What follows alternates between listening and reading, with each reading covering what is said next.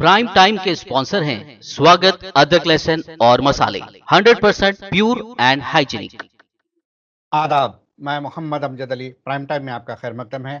ناظرین کرام، آج اسلام کی تاریخ میں ایک سب سے اہمیت رکھنے والی تاریخ ہے، جو کہ خلیفہ اول یعنی کہ پرافٹ محمد صلی اللہ علیہ وسلم، حضور صلی اللہ علیہ وسلم کے بعد اگر کوئی اہمیت کا حامل ہے تو وہ ہے خلیفہ اول حضرت سیدنا ابوبکر صدیق رضی اللہ تعالیٰ عنہ۔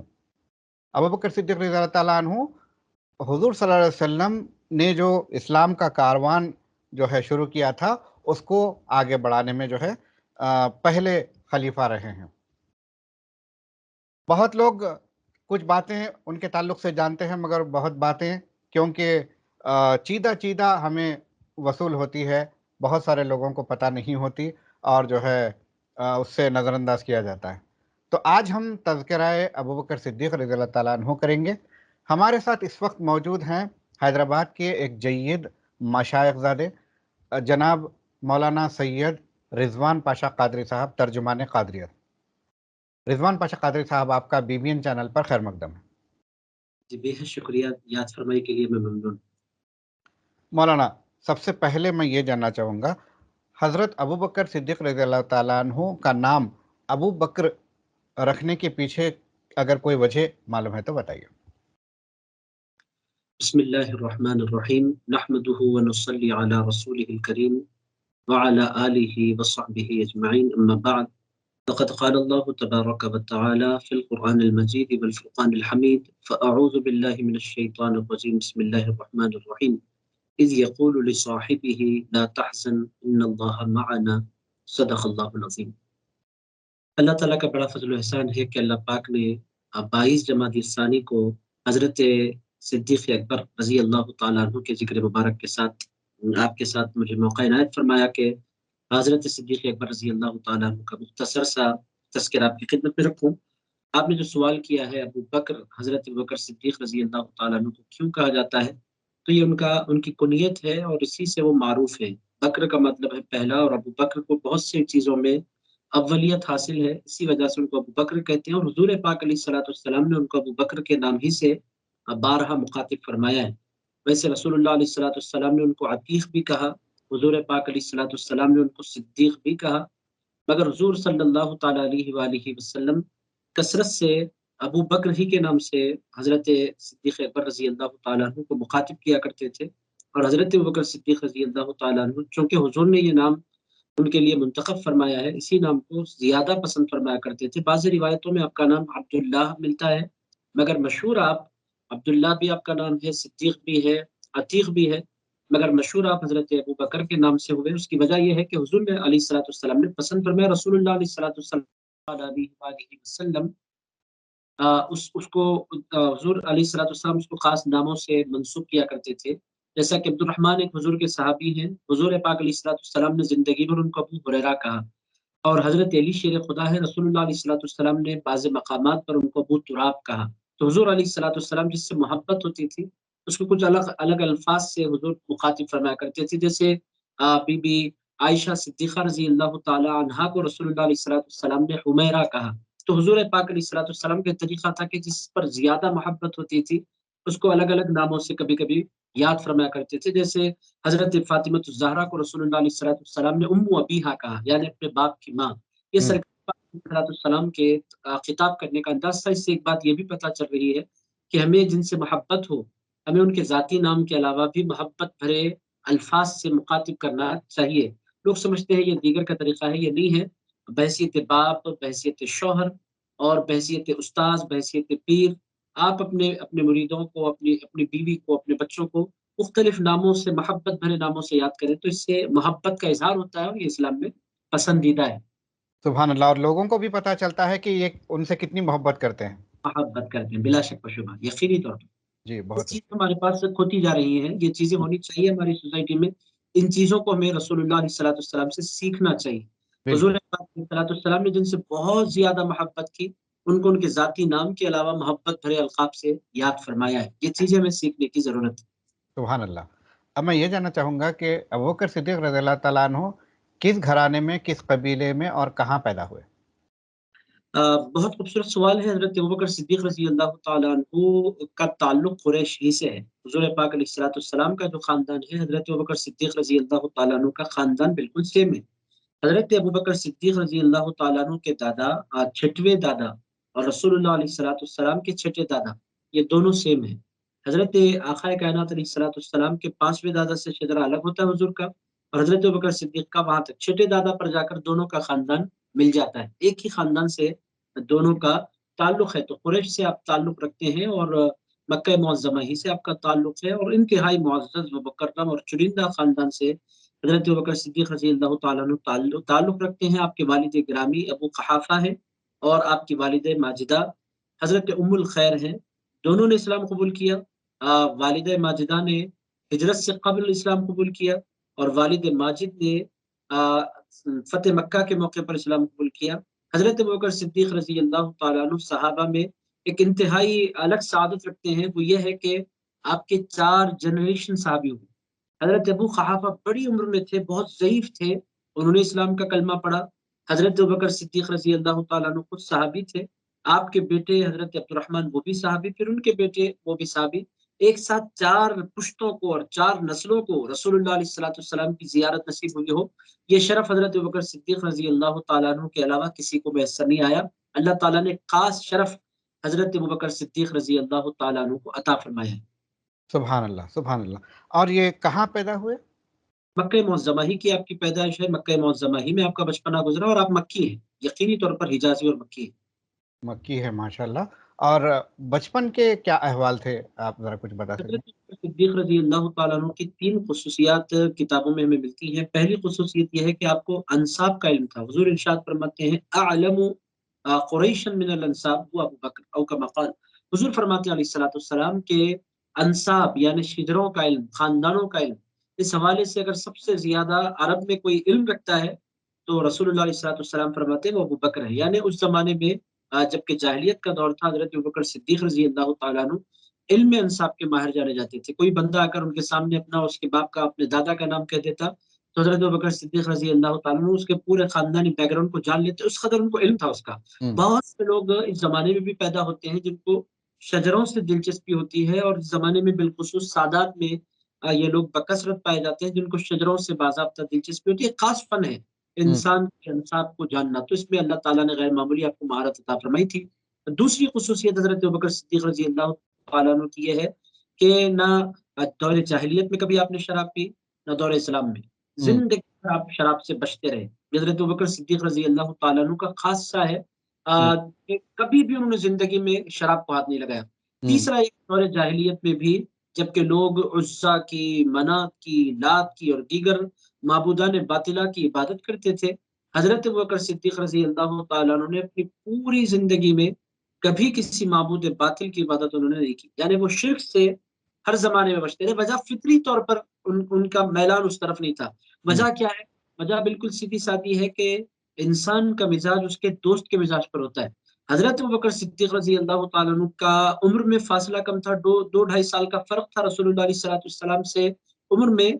तो रसूलुल्लाह अलैहि सलाम से उनको गैर मामूली एक कनेक्शन पैदा हो गया था। इलाक़ा एक था, ख़ानदान एक था और उम्र तक़रीबन एक थी। तो एक लंबे ज़माने से वो हुज़ूर पाक अलैहिस्सलाम के साथ थे और फ़ितरत एक थी। हुँ, दोस्ती के लिए सबसे ज़्यादा जो चीज़ इम्पोर्टेंट होती है, वो है फ़ितरत का एक होना। अब बहुत से लोग ऑफ़िस में भी मिलते हैं, क्लास में भी मिलते हैं, मगर कुछ लोग वो होते हैं जिनके साथ दोस्ती हो जाती है। मोहल्ले में भी बहुत से लोग बसते हैं, मगर हर एक से दोस्ती नहीं होती। दोस्ती उसी के साथ होती है जिससे कोई मुश्तरका नुक्ते नज़र हो, कोई बात ऐसी होती है जो दोनों में मुश्तरक हो। हज़रत अबू बकर सिद्दीक़ रज़ी अल्लाह तआला अन्हु हुज़ूर के दोस्त हैं का मतलब ये है कि उनकी फ़ितरत हुज़ूर की फ़ितरत पर है। हुज़ूर पाक अलैहिस्सलाम पाकीज़ा किरदार हैं, तो सिद्दीक़ अकबर भी पाकीज़ा किरदार हैं। हुज़ूर पाक अलैहिस्सलाम माबूदान बातिला की इबादत से बचते रहे हैं, तो वही फ़ितरत हज़रत अबू बकर सिद्दीक़ की भी है। हुज़ूर ने ज़िंदगी में कभी शराब की तरफ मैलान नहीं रखा।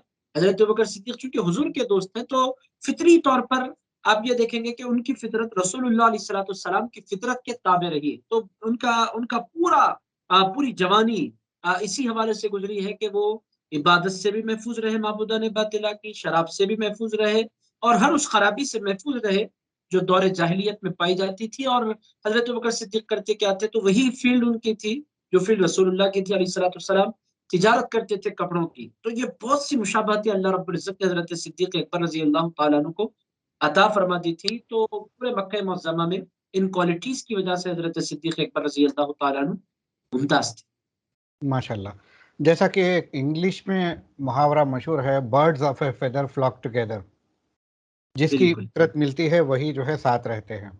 بالکل، بلا شک و شبہ۔ اب میں یہ جاننا چاہوں گا کہ بچپن سے ہی نہ انہوں نے بتوں کی پوجا کی، نہ شراب پیا، نہ کوئی ایسا کام کیا جو اسلام کے خلاف ہو، تو اس دور میں عبادت کا تصور کیا رہا ہوگا؟ عبادت کا اس زمانے میں ایسا کوئی خاص کانسیپٹ نہیں تھا۔ اس زمانے میں موحد ہو جانا ہی انسان کے دین فطرت پر ہونے کی علامت سمجھی جاتی تھی۔ موحد ہو جانا کا مطلب یہ ہے کہ اللہ کی ذات میں کسی کو شریک نہیں سمجھنا اور اللہ کے علاوہ کسی اور کی عبادت نہیں کرنا۔ یہی رائٹ پاتھ تھا اس دور کا۔ اگر کوئی بندہ توحید پرست ہو جاتا تھا تو وہ سیدھی راہ پر ہوتا تھا، اگر اللہ کے ساتھ کسی کو شریک کر دیتا تھا تو گمراہ ہو جاتا تھا۔ باضابطہ عبادت کا کوئی کانسیپٹ نہیں تھا۔ رسول اللہ علیہ السلام البتہ چونکہ پیغمبر ہیں تو اللہ تعالیٰ کے فضل کی وجہ سے، خصوصی عنایات کی وجہ سے رسول اللہ علیہ السلام کے بارے میں نماز کے فرض ہونے سے پہلے بھی باضابطہ نماز کا ذکر ملتا ہے۔ وجہ یہ ہے کہ فطرت میں چونکہ پیغمبری تھی تو حضور پاک علیہ السلام باضابطہ نماز ادا فرماتے تھے، مگر ایسا کوئی ذکر حضرت ابوبکر صدیق رضی اللہ تعالیٰ عنہ کے حوالے سے نہیں ملتا کہ آپ اعلان نبوت سے قبل نماز پڑھتے ہوں، اس طرح کا کوئی ذکر نہیں ملتا۔ موحد تھے، سیدھی راہ پر تھے، اور ہر اس چیز سے بچے ہوئے تھے جو انسان کو بد کردار بناتی ہے، یعنی فطری طور پر وہ اعلیٰ کردار کے متحمل تھے۔ اس زمانے میں جو گڈ کیریکٹر کہتے ہیں، کیریکٹر کے اعلیٰ مرتبے پر پہلے سے فائز تھے۔ عبادت کا کوئی کانسیپٹ اس زمانے میں موجود نہیں تھا۔ جی جی، آپ نے بتایا کہ حضور صلی اللہ علیہ وسلم سے آپ 2.5 سال جو ہے عمر میں فرق تھا، تو کیا بڑے تھے یا چھوٹے تھے حضور صلی اللہ علیہ وسلم؟ چھوٹے تھے، رسول اللہ علیہ السلام سے 2.5 سال چھوٹے تھے۔ اچھا اچھا، اب حضور صلی اللہ علیہ وسلم سے کب سے ملاقات تھی آپ کی؟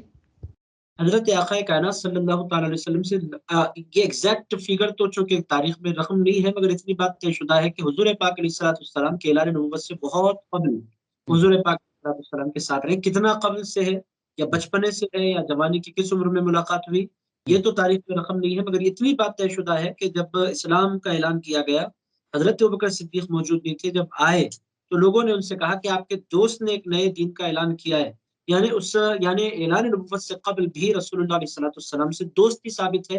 ایگزیکٹ فگر تاریخ میں رقم موجود نہیں ہے کہ وہ جوانی سے ہے یا بچپنے سے ہے، مگر ہو سکتا ہے کہ بچپنے ہی سے ساتھ رہے ہوں، چونکہ فطرت کی جو جولانیاں ہیں اور جو خوبصورتیاں ہیں یہ بتلا رہی ہے کہ ایک لمبا ساتھ ان کا رسول اللہ علیہ السلام کے ساتھ رہا ہے۔ جی، آپ نے کب شادی کی اور کتنی شادیاں کی؟ ان کے کتنے ازواج تھے، کتنی اولادیں تھیں ان کی؟ حضرت ابوبکر صدیق رضی اللہ تعالیٰ عنہ نے 4 شادیاں کی ہیں، اور اللہ تعالیٰ نے آپ کو 3 بیٹے عنایت فرمائے تھے اور 3 بیٹیاں عنایت فرمائی تھی۔ اور آپ کے بیٹوں میں حضرت عبد الرحمن بن ابی بکر بہت مشہور ہوئے، عبداللہ بن ابی بکر بہت مشہور ہوئے، محمد بن ابی بکر، تینوں کے تینوں صحابی ہیں۔ عبد الرحمن بہت زیادہ اور عبداللہ بن ابی بکر بہت زیادہ مشہور ہوئے، اور اس کے ساتھ ساتھ آپ کی جو صاحبزادیاں ہیں وہ بھی بہت مشہور معروف ہوئی۔ ایک تو خود عائشہ صدیقہ رضی اللہ تعالیٰ عنہ ام المؤمنین ہے، پوری دنیا کے سارے مسلمانوں کی ماں ہے۔ اس کے ساتھ ساتھ حضرت اسماء، جنہوں نے یہ بھی بڑی زبردست حدیث کی راوی رہی ہیں اور اسلام کا ایک بہت بڑا ذخیرہ انہوں نے سیو فرمایا ہے۔ اس کے ساتھ ساتھ ایک اور صاحبزادی ہے، ان کا نام ہے ام کلثوم۔ یہ 6 جملہ اولادیں حضرت ابوبکر صدیق رضی اللہ تعالی عنہ کو رہی ہیں۔ اور ایک کرامت میں یہاں پر ضرور آپ کی خدمت پیش کرنا چاہوں گا۔ جب بات نکلی اولاد کی، حضرت ابوبکر صدیق رضی اللہ تعالیٰ عنہ کے وصال کے وقت بی بی عائشہ صدیقہ رضی اللہ تعالیٰ عنہ موجود تھی۔ حضرت ابوبکر صدیق رضی اللہ تعالیٰ عنہ نے ارشاد فرمایا کہ میرے مال کے بیٹوں کے لیے 2 حصوں کے حساب سے 6 حصے، اور بیٹیوں کے 1 حصے کے حساب سے 3 حصے۔ حضرت ابوبکر صدیق نے فرمایا میری وراثت کے پورے 9 حصے مقرر کیے جائیں۔ تو انہوں نے کہا بابا آپ کی اولادیں تو صرف 5 ہیں، یہ 6ٹھی اولاد کا آپ ذکر کیسے کر رہے ہیں؟ حضرت ابوبکر صدیق رضی اللہ تعالیٰ عنہ نے فرمایا تھا کہ میری ایک اولاد ہونے والی ہے اور وہ بیٹی ہوئی، یعنی ولادت سے بہت قبل حضرت ابوبکر صدیق رضی اللہ تعالیٰ عنہ نے اعلان فرما دیا تھا کہ مجھے ایک اور بیٹی ہونے والی ہے۔ پھر آگے چل کر حضرت ام کلثوم پیدا ہوئی۔ اس سے پتہ یہ چل رہا ہے کہ اہل اللہ یہ جان لیتے ہیں کہ اللہ تعالیٰ ان کو کیا عطا فرمانے والا ہے۔ بہرحال 6 اولادیں حضرت ابوبکر صدیق کو تھی، 4 شادیاں آپ نے فرمائی، مگر ایگزیکٹ فگر نہیں پتا کہ کس سے کب شادی کی اور کون سی بیوی سے کون سی اولاد ہے. یہ اس کی تفصیلات ہمیں تھوڑا سا ڈیٹیل میں جانے کے بعد پتہ چلیں گی، مگر مشہور و معروف یہی ہے کہ 4 بیویاں ہیں اور 6 اولادیں. جی، آپ نے بہت ہی پیارا واقعہ ذکر کیا کہ ام کلثوم رضی اللہ تعالیٰ عنہ جب پیدا ہونے والی تھی تو آپ کو پتا تھا، شاید وہ صحابیہ نہیں تھی. صحابیہ نہیں، چونکہ حضور کے پاک علیہ السلام کی وصال کے بعد وہ پیدا ہوئی. ابوبکر صدیق رضی اللہ تعالیٰ عنہ کا یہ حال ہے کہ انہیں کیا اولاد پیدا ہونے والی ہے، اور جو ہے اولاد پیدا ہونے والی ہے اور اولاد نرینہ ہے یا پھر کیا ہے یہ معلوم تھا. اور لوگوں کا یہ حال ہے چند کہ حضور صلی اللہ علیہ وسلم کے علم غیب پہ شک کرتے ہیں. یہی تو سب سے زیادہ افسوسناک حال ہے. نادان ہیں لوگ. رسول اللہ علیہ الصلوۃ والسلام جن کو اللہ تعالیٰ نے علمک ما لم تکن تعلم کہا، آپ کو اللہ نے وہ کچھ سکھلا دیا ہے جو آپ نہیں جانتے تھے، جن کے بارے میں اللہ تعالیٰ نے فرمایا، اور جن کے بارے میں اللہ تعالیٰ نے ارشاد فرمایا الرحمن علم القرآن، رحمان نے پورا قرآن پڑھا دیا ہے. اور قرآن میں لا رطب ولا یابس الا فی کتاب مبین، رطب و یابس سب کچھ اس کھلی کتاب میں موجود ہے. تو جو کچھ کھلی کتاب میں موجود ہے وہ شہود بھی ہے، وہ غیب بھی ہے، سب کچھ قرآن میں ہے. اور قرآن میں جو کچھ ہے وہ رسول اللہ کو اللہ نے سکھا دیا ہے. جب رسول اللہ نے کو اللہ تعالیٰ نے سب کچھ سکھا دیا تو پھر یہ کہنا کہ حضور نہیں جانتے، یہ بڑے درجے کی بے ادبی ہے. اور میں آپ کی خدمت میں ضرور رکھوں گا حضرت عبداللہ بن عباس رضی اللہ تعالیٰ عنہ کے حوالے سے کہ جب ان کی امی جان حضرت عبداللہ بن عباس رضی اللہ تعالیٰ عنہما کو لے کر چچیرے بھائی حضور کی چچی حضرت ام الفضل لے کر حضور کی خدمت میں حاضر ہوئی، حضور نے ان کو دیکھا، دیکھ کر فرمایا سبحان اللہ ابو الخلیفہ ابو الخلفاء. حضور ارشاد فرماتے ہیں یہ تو بادشاہوں کا باپ ہے. آپ کو حیرت ہوگی کہ جب وہ پیدا ہوئے تھے حضور نے فرمایا یہ بادشاہوں کے باپ ہیں. آگے چل کر ان کے خاندان میں کئی سو سال تک باضابطہ عباسی خلافت جاری ہوئی. بنو عباس جن کو کہتے ہیں، آپ ذرا اندازہ لگائیں، یہ پیدا ہوں گے، اب یہ پیدا ہوئے ہیں تو یہ بڑے ہوں گے، یہ شادی کریں گے، پھر ان کی نسل چلے گی اور ان کی نسل میں خلفاء پیدا ہوں گے اور ان کی نسل میں بادشاہت رائج رہے گی. حضور پاک علیہ الصلوۃ والسلام تو اتنا آگے تک دیکھ لیا کرتے ہیں. تو کوئی یہ کہے کہ حضور نہیں جانتے تو یہ پلے درجے کی جہالت ہے، اور حضور کے علم غیب میں کمیاں تلاش کر کے انسان اپنی جہالت کا اعلان کر رہا ہوتا ہے، ورنہ اللہ تعالیٰ نے اپنے حبیب کو بے پناہ علم عطا فرمایا ہے. جبکہ ان کے دیوانے کمال عروج کو پہنچ چکے ہیں. سبحان اللہ، بلا شک و شبہ. جی، حضور صلی اللہ علیہ وسلم کے ساتھ ان کا سب سے پہلے، اس سے پہلے میں یہ جاننا چاہوں گا کہ صدیق کا لقب کب اور کیسے دیا حضور صلی اللہ علیہ وسلم نے؟ حضرت ابوبکر صدیق رضی اللہ تعالیٰ عنہ کو صدیق معراج کے دوسرے دن حضور پاک علیہ الصلوۃ والسلام معراج پر تشریف لے گئے اور پلٹ کر آئے. فجر کی نماز کے بعد حضور پاک علیہ الصلوۃ والسلام نے مکہ معظمہ میں کھڑے ہو کر اعلان فرما دیا، کعبے کے صحن میں اعلان فرمایا کہ اللہ تعالیٰ نے مجھے رات میں سیر کرائی ہے. اور حضور نے عالم بالا کا ذکر نہیں فرمایا، بیت المقدس کا ذکر فرمایا. اللہ تعالیٰ نے مجھے رات کے ایک مختصر سے حصے میں بیت المقدس اللہ تعالیٰ نے مجھے دکھلایا، اور پھر جو کچھ احوال پیش آئے حضور پاک علیہ الصلوۃ والسلام نے بیان فرمائے. اس پر بہت مذاق ہوا اور بہت سے لوگوں نے استہزاء کیا اور بہت سے لوگوں نے اس کا انکار کیا. اور اس موقع پر ابو جہل سیدھے حضرت صدیق اکبر رضی اللہ تعالیٰ عنہ کے دروازے پر پہنچ گیا، جا کر اس نے دروازہ کھٹکھٹایا. صبح کا وقت تھا، صدیق اکبر نے دروازہ کھولا. اس نے کہا آپ کو پتا ہے کہ آپ کے دوست نے کیا کہا؟ تو حضرت صدیق اکبر رضی اللہ تعالیٰ عنہ نے کہا کیا کہا؟ تو اس نے کہا کہ آپ کے دوست کہتے ہیں کہ رات کے ایک مختصر سے حصے میں وہ مکے سے نکل کر بیت المقدس جا کر لوٹ آئے ہیں. حضرت ابوبکر صدیق نے مسکرایا، ارشاد فرمایا یہ تو بہت چھوٹی بات ہے، اگر میرے سرکار اس سے آگے کی بات بھی بولے تو میں بلا شک و شبہ اس کو مان لوں گا، اور میں کوئی دلیل بھی نہیں مانوں گا، اس واسطے کہ انہی کے کہنے پر میں نے اللہ کو مانا ہے. یہ تو بہت چھوٹی چیز ہے بیت المقدس تک جانا. حضرت صدیق اکبر نے بغیر کسی دلیل کے رسول اللہ کے قول مبارک کی تصدیق کی تھی. جب اس واقعے کی اطلاع رسول اللہ علیہ الصلوۃ والسلام کو ملی، حضور مسکرا پڑے اور مسکرا کر ارشاد فرمایا ابو بکر تو صدیق ہے، یعنی تصدیق کرنے والا ہے. یہ حضرت ابو بکر صدیق رضی اللہ تعالیٰ اسی دن سے پھر ابو بکر کے نام کے ساتھ الصدیق لگ گیا، اور پھر حضرت صدیق اکبر ان کو کہا جانے لگا. اور صدیق کیوں کہا جاتا ہے اس کی بہت سی وجوہات ہیں. قرآن مجید میں آیت مبارکہ بھی ہے انعم اللہ علیہم من النبیین والصدیقین والشہداء والصالحین. اللہ تعالیٰ نے انعام فرمایا ہے نبیوں پر، صدیقین پر، شہداء پر، صالحین پر. اور اس کی تشریح کیا ہے؟ نبی تو پوری دنیا جانتی ہے، شہداء ساری دنیا واقف ہے، صالحین اولیاء اللہ کو کہتے ہیں، یہ بھی اس سے ہم واقف ہیں۔ صدیقین یہ کون ہے؟ تو اس میں قول یہ ہے کہ صدیقین صحابہ کرام کو کہا جاتا ہے، اور ان تمام کے سردار کو صدیق اکبر کہا جاتا ہے۔ تو اس طرح صدیق رضی اللہ تعالیٰ عنہ رسول اللہ علیہ السلام نے باضابطہ حضرت صدیق اکبر کے لیے فرمایا۔ اس کے علاوہ بھی صدیق کہنے کی بہت بڑی وجہ یہ ہے کہ جتنے لوگوں نے اسلام قبول کیا ہے ان لوگوں نے کوئی نہ کوئی دلیل مانگی ہے، کوئی نہ کوئی معجزہ دیکھا ہے، سوائے صدیق اکبر رضی اللہ تعالیٰ عنہ کے۔ حضور کا اعلان کیا اطلاع ملی کہ حضور نے اعلان فرمایا ہے دین کا، رسول اللہ علیہ السلام کی خدمت میں آئے، آ کر کہنے لگے آپ نے، میں نے سنا ہے کہ آپ نے نئے دین کا اعلان فرمایا ہے۔ رسول اللہ علیہ السلام نے فرمایا ہاں۔ ارشاد فرمایا آپ نے کوئی دلیل لائی ہے اس کے لیے؟ حضور نے ارشاد فرمایا اس کے لیے دلیل وہ خواب ہے جو تم نے دیکھا ہے ملک شام میں۔ خواب کیا تھا؟ خواب یہ دیکھا تھا کہ آسمان سے ایک نور اترا ہے کعبے میں، اور پھر وہ نور مکے کے گھروں میں داخل ہونے لگ گیا ہے۔ حضرت صدیق اکبر نے خواب میں دیکھا کہ وہ نور نہ صرف ان کے گھر آیا بلکہ ان کے گھر میں آ کر ان کی گود میں آ گیا۔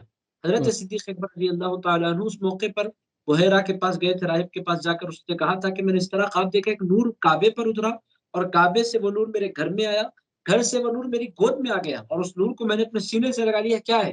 بحیرہ راہب نے کہا تمہارا تعلق مکے سے تو نہیں ہے؟ اس نے کہا مکے سے۔ حضرت ابوبکر صدیق نے کہا مکے سے ہے؟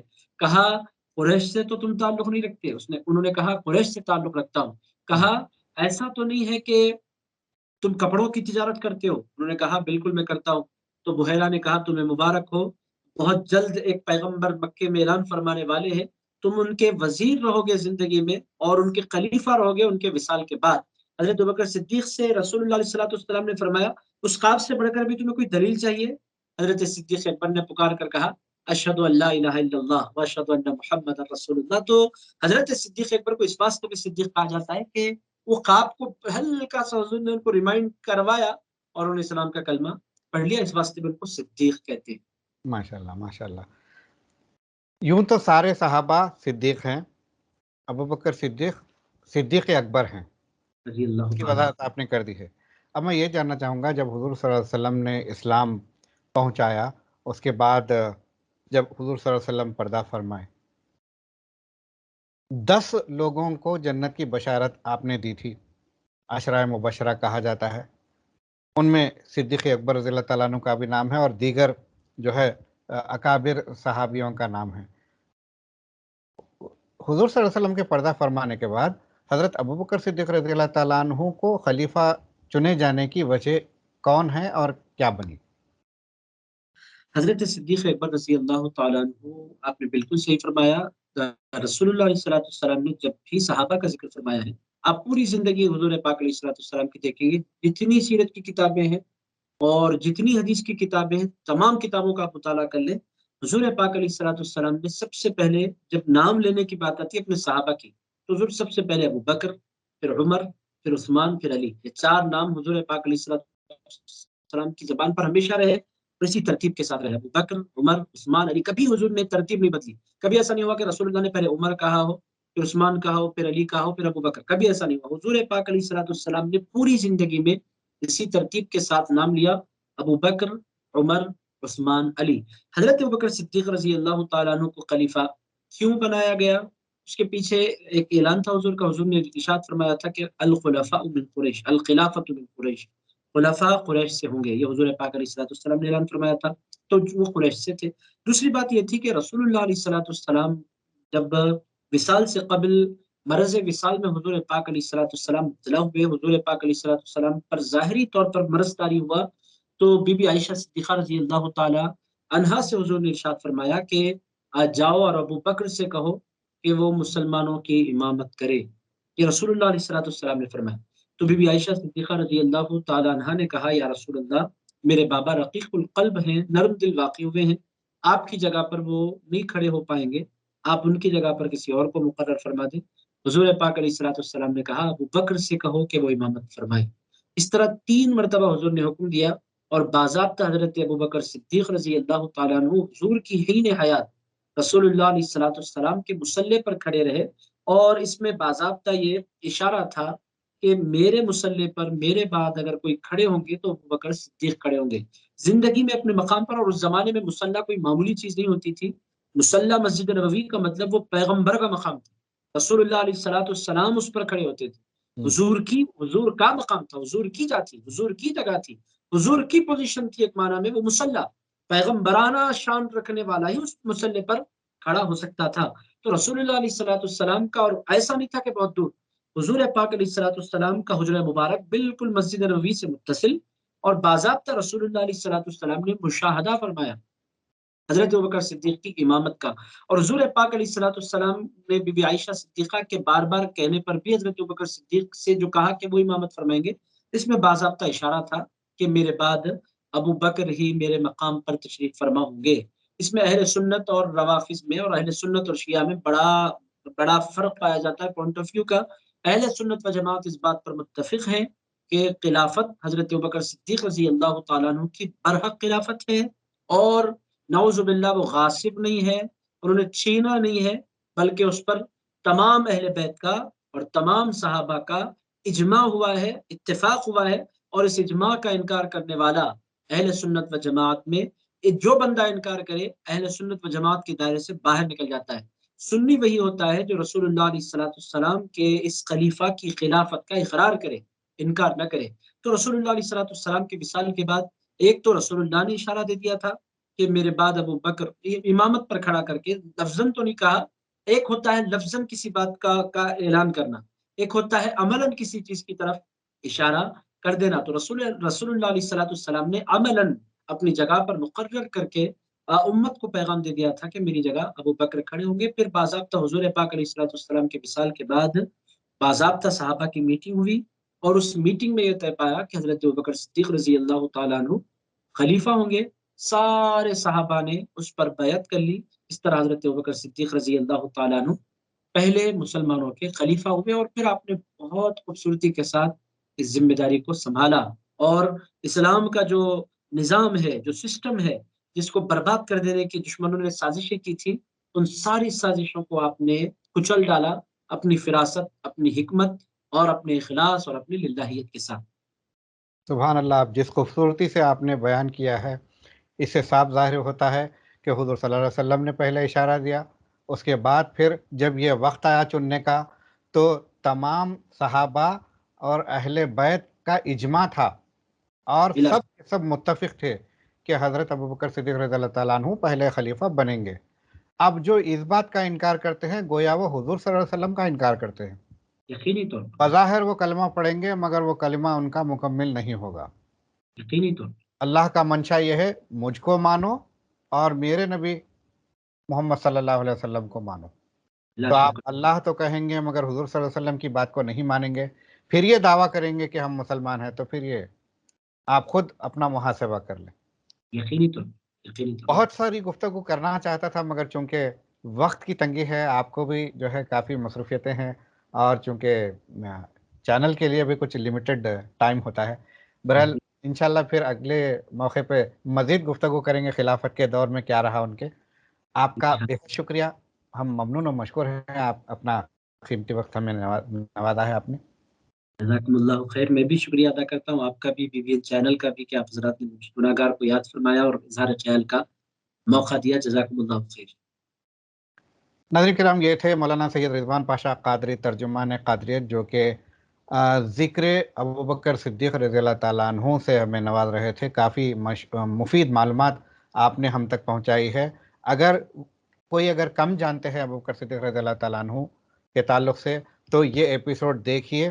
اگر آپ نے کچھ اس کو اچھا پایا، اور یقیناً انشاءاللہ آپ اس کو ایپیسوڈ کو اچھا پائیں گے، آپ اپنے احباب میں شیئر کریے، زیادہ سے زیادہ فارورڈ کریے، لوگوں کو ترغیب دیجیے کہ اسلام کی تاریخ معلوم رکھیں، تاکہ موجودہ دور میں جو فتنے ہو رہے ہیں، غلط فہمیاں پھیلانے کی کوشش کی جا رہی ہے، اس سے ہم سب بچ سکیں. ہمیں اپنی دعاؤں میں شامل فرمائیے اور ہمیں دیجیے اجازت. شب بخیر.